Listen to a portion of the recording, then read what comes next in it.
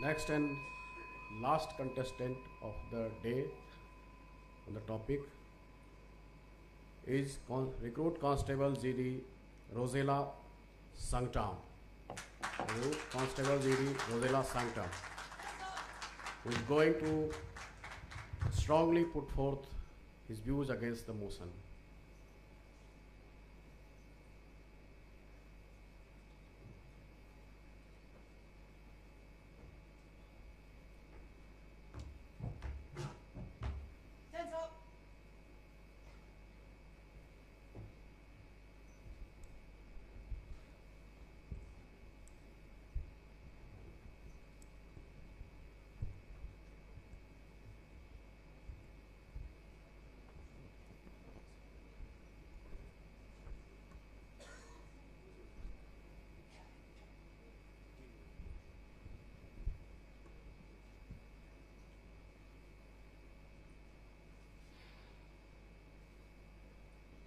A very warm good afternoon, respected educators, my dear opponents, fellow speakers, ladies and gentlemen.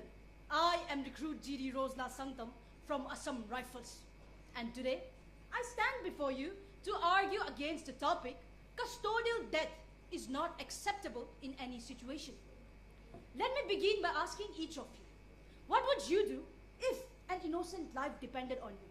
If an imminent threat stood before you and the safety of your loved ones hung in balance? Would you wait for the legal procedure to play out, or would you take action? Let's be clear.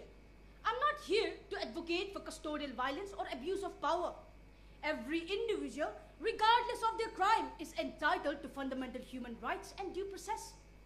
But there are exceptional cases where strict interpretation to these principles falls short, leaving us vulnerable to threats that cannot wait for courtroom resolutions.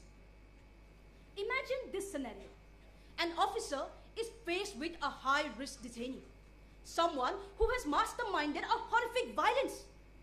Inside the jail cell, they are not just waiting. They are planning, communicating, threatening the world outside. What happens when they attempt an escape, or when they endanger an officer or other inmates? Can we realistically expect jail authorities to prevent violence between inmates entrenched in gang rivalries? The brutality we have witnessed through news channels, social media and other platforms. The famous case of Tillu Tajpuria, a notorious gangster who even from inside Tihar jail continued to exert dangerous influence, was brutally murdered on May 2023 by rival inmates. Despite efforts to ensure safety, some situations defy containment, making incidents like Tillu Tajpuria's death feel almost inevitable in volatile prison environment. Now, let me take your attention to a chilling incident buried amidst the ethnic clashes of Manipur. A mob stormed a jail, overpowered security forces to lynch a murder suspect. The suspect was dragged out of custody and killed.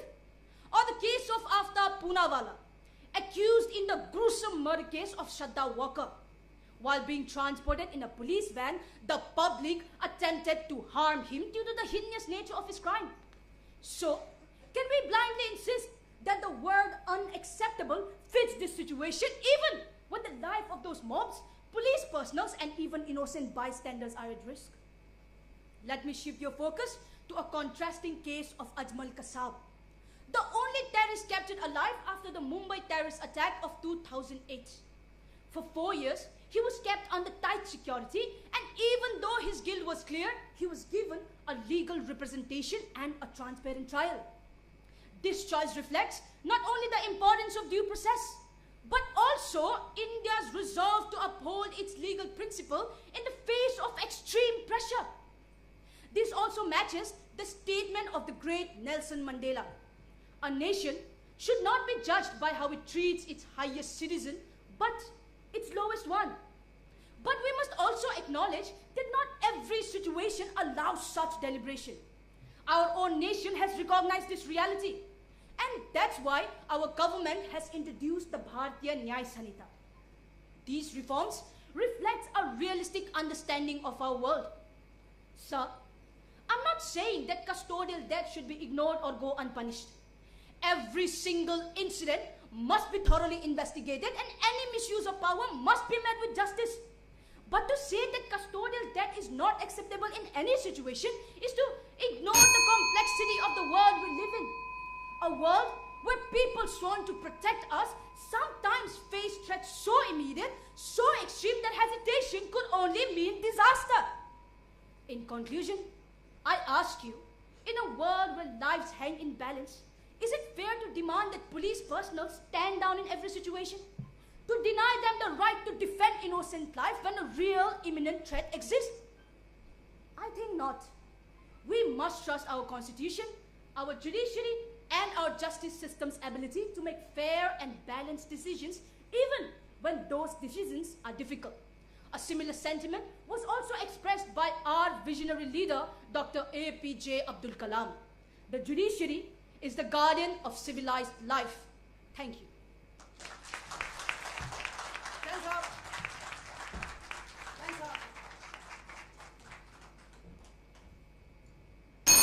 अब पुरस्कारों के अगले क्रम में English प्रतिभागियों का नाम। Third पुरस्कार प्राप्त किया है भास्कर चौधरी, असिस्टेंट कमांडेंट भास्कर चौधरी।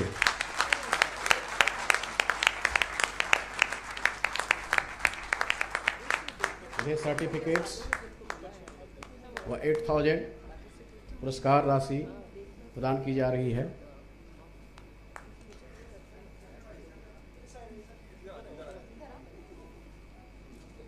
कृपया जोरदार तालियों से इनका अभिनंदन करें, हौसला अफजाई करें।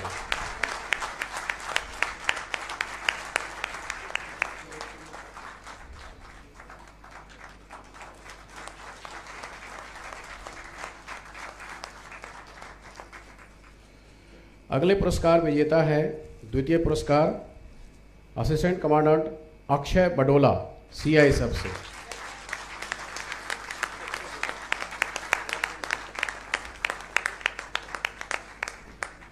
इन्हें भी 10,000 सर्टिफिकेट्स व शील्ड प्रदान किए जा रहे हैं।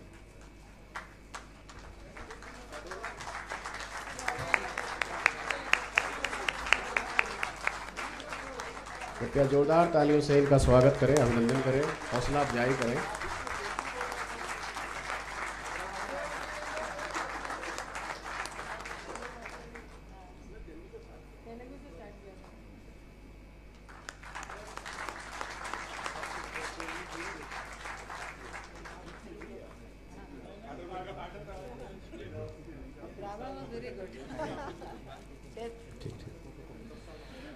और next first in English, smiling face is coming up, small stature figure. Welcome Joshela Sangtam.